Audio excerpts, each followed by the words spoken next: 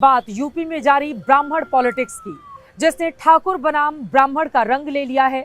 असल में ये रंग चढ़ाने की कोशिश विपक्ष कर रहा है, जिसके पीछे है एक तारीख। 23 तारीख को बीजेपी विधायक पंचानंद पाठक के घर पर एक बैठक हुई, जिसमें 40 ब्राह्मण विधायक शामिल हुए थे। प्रदेश अध्यक्ष पंकज चौधरी ने इस पर नाराजगी जताते हुए विधायकों को चेतावनी दे दी है। विपक्ष अब इसी पर सवाल उठा रहा है और पूछ रहा है, ऐसी चेतावनी तब क्यों नहीं दी गई थी जब बीजेपी के ठाकुर विधायकों की बैठक हुई थी। बीजेपी ने इसका जवाब देकर डैमेज कंट्रोल की कोशिश तो की है, लेकिन इन सब के बीच एक सवाल उठ खड़ा हुआ है कि कहीं यूपी का 27 का रण ठाकुर बनाम ब्राह्मण तो नहीं होने वाला। इसी पर देखिए आज का जनहित स्पेशल।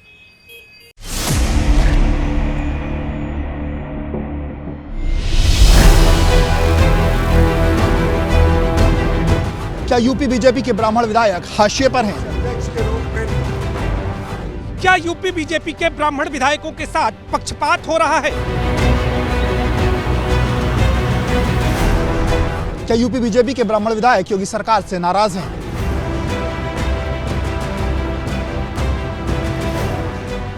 क्या यूपी में 2027 का चुनावी रण ठाकुर वर्सेस ब्राह्मण होने वाला है?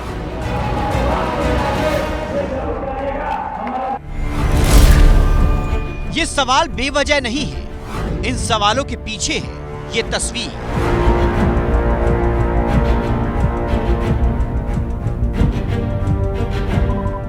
इस तस्वीर में जो नजर आ रही है बीजेपी के विधायक हैं। खास बात यह है कि ये सभी ब्राह्मण हैं।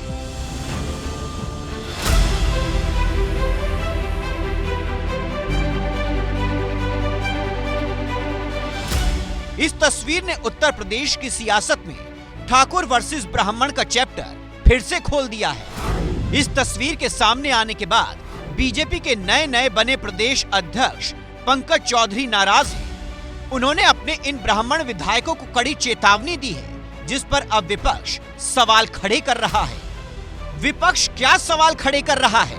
क्योंकि इस तस्वीर के सामने आने के बाद ठाकुर वर्सेस ब्राह्मण हो रहा है। यूपी में शुरू हुई इस सियासत को समझने से पहले आपका ये जानना जरूरी है, ये बैठक कहां हुई और क्यों हुई। 23 दिसंबर की शाम विधानमंडल के शीतकालीन सत्र के बीच कुशीनगर के बीजेपी विधायक पंचानंद पाठक के लखनऊ आवास पर यह बैठक हुई। मौका पंचानंद पाठक की पत्नी के जन्मदिन का था। बैठक को नाम दिया गया सहभोज। इस बैठक में बीजेपी के 40 विधायक शामिल हुए थे। बताया जा रहा है कि इस बैठक में पार्टी में ब्राह्मणों की उपेक्षा, जाति की राजनीति में ब्राह्मणों की दबती आवाज, ब्राह्मण विधायकों की बातों को पार्टी में अनसुना किया जाना, ब्राह्मणों के बदले क्षत्रियों को पार्टी में ज्यादा तवज्जो मिलने पर चर्चा हुई। सूत्रों के हवाले से खबर है कि इस बैठक में इस बात पर भी बात हुई कि संघ, बीजेपी और संगठन में ब्राह्मण समाज का कोई भी बड़ा या जिम्मेदार पदाधिकारी नहीं है जिसके पास जाकर समाज के लोग अपनी बात रख सकें। ब्रजेश पाठक को डिप्टी सीएम तो बनाया गया, लेकिन ताकत नहीं दी।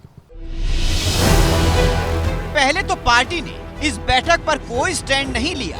मुख्यमंत्री से लेकर प्रदेश अध्यक्ष तक ने खामोशी की चादर ओढ़े रखी। लेकिन जैसे जैसे इस बैठक का कारण छन छन कर सामने आने लगा, विपक्ष सवाल उठाने लगा, बीजेपी की अंदरूनी कलह से जोड़ने लगा, मुद्दा गर्म होने लगा, पार्टी एक्शन में आ गई। पंकज चौधरी ने इन ब्राह्मण विधायकों को चेतावनी तक दे डाली, जो बेहद तल्ख थी। हाँ, पंकज चौधरी ने अपनी इस चेतावनी में कहीं भी ब्राह्मण शब्द का इस्तेमाल तो नहीं किया, लेकिन संदेश जहां पहुंचना था वो पहुंच गया। बीजेपी के प्रदेश अध्यक्ष पंकज चौधरी ने आगाह किया है कि इस तरह की किसी भी नकारात्मक राजनीति का शिकार न बने। भारतीय जनता पार्टी के संविधान या आदर्श के अनुरूप ऐसा कृत्य है ही नहीं और भारतीय जनता पार्टी का कार्यकर्ता परिवार या वर्ग विशेष की राजनीति में विश्वास नहीं करता। यहां तक तो ठीक था, लेकिन इसके आगे पंकज चौधरी ने जो कहा, सियासत की सुई वहीं से मुड़ गई। पंकज चौधरी ने कहा, कुछ जनप्रतिनिधियों ने विशेष भोज पर समाज को लेकर चर्चा की है। हमने उन जनप्रतिनिधियों के साथ सतर्कता से बातचीत की है। सभी को साफ शब्दों में कहा गया है कि ऐसी कोई भी गतिविधि बीजेपी की संवैधानिक परंपराओं के खिलाफ है। अगर भविष्य में ऐसी गतिविधियों को दोहराया जाएगा तो उसे अनुशासनहीनता माना जाएगा। विपक्ष ने पंकज चौधरी की अपनी विधायकों को दी गई इस चेतावनी को तुरंत लपक लिया और इसे बीजेपी के ठाकुर विधायकों की बैठक से जोड़ते हुए ब्राह्मण वर्सेस ठाकुर का रंग दे दिया। बीजेपी के ठाकुर विधायकों की बैठक 11 अगस्त को मानसून सत्र के दौरान लखनऊ के 5 स्टार होटल में हुई थी। इसमें समाजवादी पार्टी के बागी विधायक भी शामिल हुए थे।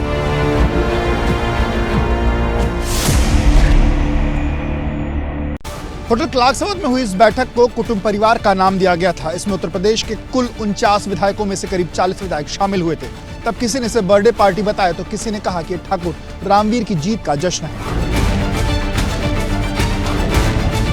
अब विपक्ष इसी को ब्राह्मण विधायकों की बैठक से जोड़कर सवाल दाग रहा है, पूछ रहा है। ब्राह्मण विधायकों से सवाल किया गया लेकिन ठाकुर विधायकों से नहीं।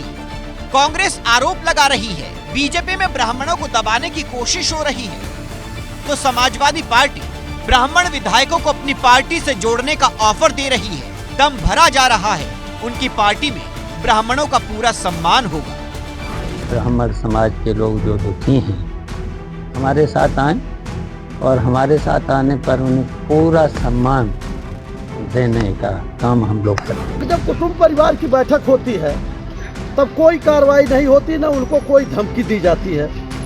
अगर ब्राह्मण भूमिहार के विधायकों ने बैठक कर लिया, आपसी औपचारिक बातचीत कर लिया, तो प्रदेश और केंद्रित नेतृत्व को बड़ी दिक्कत हो रही है।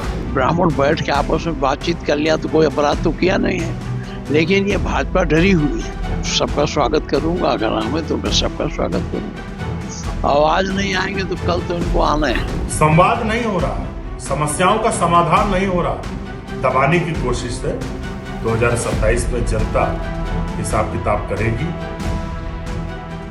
बीजेपी की तरफ से भी विपक्ष के वार पर पलटवार करने में ज्यादा वक्त नहीं लिया गया।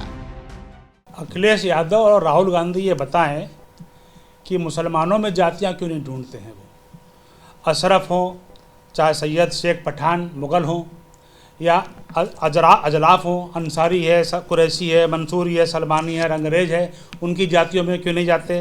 तो जातियों की चर्चा जो लोग करना चाहते हैं उनको ये बता देना चाहता हूँ कि बिल्ली के भाग से चीका नहीं फूटता और गिद्ध के चाहने से इंसान नहीं मरता। इनको जो है अपने अंदर झांक लेना चाहिए। देखिए, जाकी रही भावना जैसी, हर मुहूर्त देखी तिन तैसी। 4 क्षत्रिय मिल जाएं या 4 ब्राह्मण मिल जाएं, 50 लोग बैठ जाएं, आपस में हालचाल करें, चर्चा करें, इसमें मैं कुछ नहीं देख रहा हूं, कुछ गलत मैं नहीं देख रहा हूं। लेकिन सवाल ये है कि पंकज चौधरी को इस बैठक के बाद विधायकों को चेतावनी क्यों देनी पड़ी? आखिर उनके संदेश के मायने क्या हैं?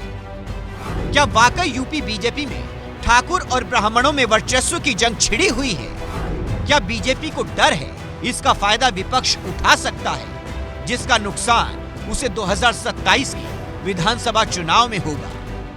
पंकज चौधरी ने अपने अध्यक्षीय दायित्व का निर्वहन करते हुए पार्टी लाइन के हिसाब से उन्होंने कहा कि ये उचित नहीं है और ये सही भी है। किसी भी पार्टी के लिए जातिवार बैठकें बिल्कुल उस पार्टी के एजेंडे, उस पार्टी के हित और उस पार्टी के समीकरण के लिए ठीक नहीं होती हैं। मुझे लगता है कि मौजूदा अध्यक्ष ने अपनी जिम्मेदारी का निर्वहन किया है और किसी भी राष्ट्रीय पार्टी के प्रदेश अध्यक्ष को यही करना चाहिए था। देखिए, भारतीय जनता पार्टी में जब भी जातीय समीकरणों को लेकर कोई हलचल होती है तो अपोजिशन मजा लेता है और अपोजिशन वही कर रहा है। इस बीच ये जानना जरूरी है कि उत्तर प्रदेश की राजनीति में ठाकुरों और ब्राह्मणों की ताकत क्या है और कौन किसके साथ खड़ा है। उत्तर प्रदेश में बीजेपी के 42 ब्राह्मण विधायक हैं, 7 ब्राह्मण मंत्री हैं। सबसे ऊंचे पद पर सिर्फ डिप्टी सीएम ब्रजेश पाठक हैं। दूसरी तरफ पार्टी में 45 ठाकुर विधायक हैं। सीएम योगी आदित्यनाथ समेत 8 मंत्री इसी समाज से आते हैं। विपक्ष की तरफ से आरोप लगाया जाता है यूपी की सत्ता में ठाकुरवाद चल रहा है।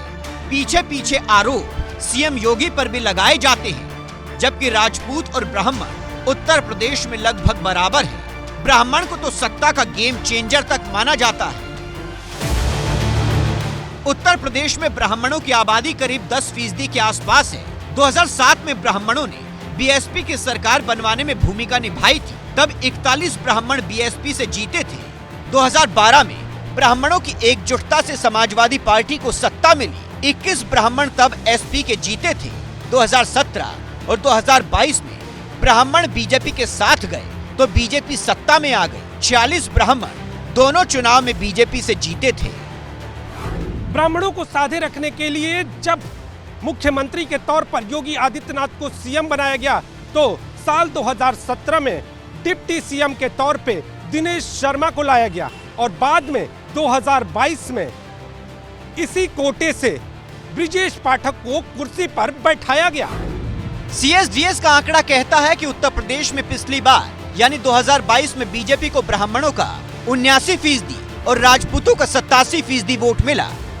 यानी बीजेपी को सत्ता में लौटने के लिए ब्राह्मण और राजपूत दोनों को समान तौर पर साथ लेकर चलना होगा। एक भी पहिया पंक्चर हुआ तो खेल खराब।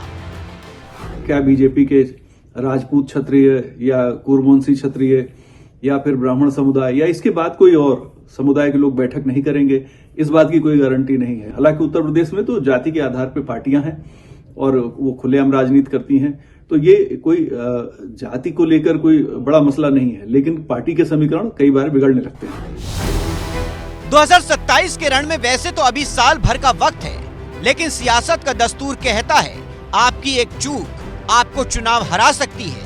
बीजेपी ऐसी कोई चूक करने के मूड में नहीं है जिसका फायदा विपक्ष को हो, इसीलिए वो तुरंत ही विपक्ष के हमले के काट में लग गई, जिसका सबूत इन दो तस्वीरों से मिलता है। गुरुवार को प्रधानमंत्री मोदी ने लखनऊ में 65 फीट ऊंची इन तीनों प्रतिमाओं का अनावरण किया था।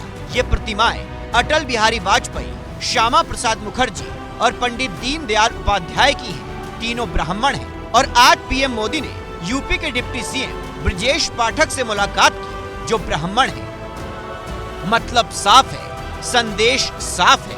बीजेपी ऐसा कोई छेद खुला नहीं छोड़ना चाहती जहां से विपक्ष सेंध लगा सके।